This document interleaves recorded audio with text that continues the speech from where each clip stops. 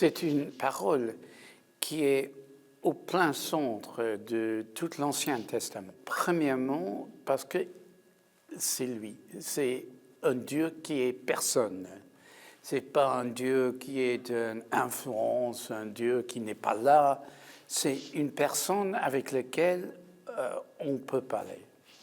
Deuxièmement, c'est quelqu'un qui demande, à cause de sa beauté, de sa sagesse, de son amour, il demande la louange. On est forcé de louer le Seigneur. Et troisièmement, c'est lui qui nous donne le salut. Et partout dans l'Ancien Testament, surtout dans les psaumes, au moment des difficultés, au moment de triomphe, au moment de victoire, au moment de défaite, au moment des péchés, au moment de la sainteté, c'est les peuples d'Israël qui tournent vers Dieu en disant « Toi, tu es notre salut ». Donc, cette parole est dans un sens une sommaire de l'Ancien Testament.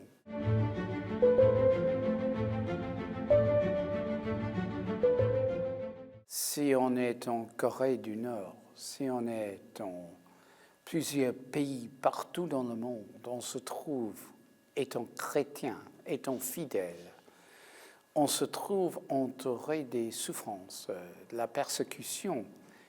Là, il y a le besoin de libération.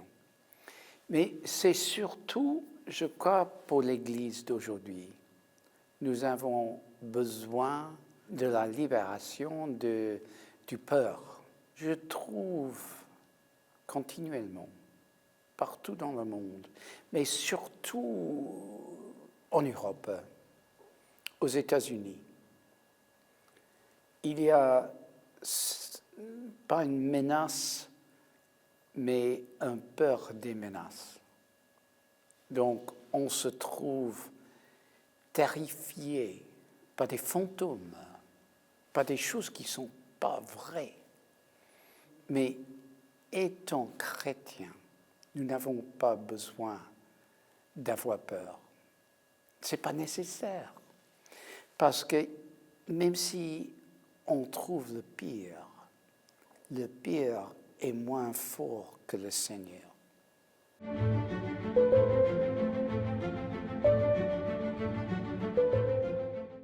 C'est important parce que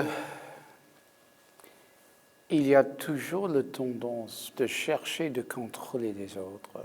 Quand nous vivons ensemble la libération, à ce moment-là, nous trouvons que notre seul maître, c'est le Seigneur. Le salut du Seigneur commence avec le pardon, avec la réconciliation. Et le symptôme d'être pardonné, c'est la libération. C'est la libération qui nous unifie, qui nous montre que quand nous sommes les esclaves de Dieu, nous sommes les gens les plus libérés du monde. Quand on dit souvent le pape François, il faut absolument être libéré pour être libérateur.